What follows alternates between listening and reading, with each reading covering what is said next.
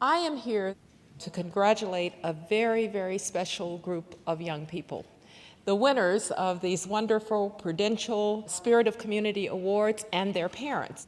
The United States of America is by far the most compassionate country on the face of the earth, not as a country, but because of its people.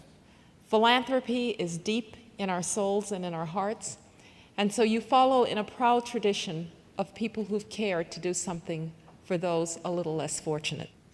I know that you've worked hard to achieve what you have done. You're going to do even greater things in the future. And as you do greater things, you will help to build a foundation for our country and for our world to overcome the many challenges that we have. Hi, Dr. Rice. I'm Shannon from New Jersey. I'm 16. And I was wondering, who has inspired you the most and how did they affect your career? Thank you, Shannon. Well, I had very inspirational parents and grandparents who were determined to give me every possible opportunity. And so they were inspiring, and they were inspiring in their own right. My mother was a teacher. My dad was a high school guidance counselor and later on a university administrator, and I watched how they worked with people and the influence that they had on people's lives, and so they were very inspirational to me. But all along the way, I met people who took an interest in me and who inspired me. We call them mentors now. I didn't really know what to call them then, but we call them mentors now. Dr. Corbell was one of those mentors.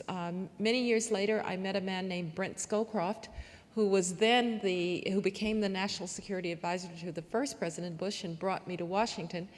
And so I want to say, use your question to say a word about mentors and people who can inspire you.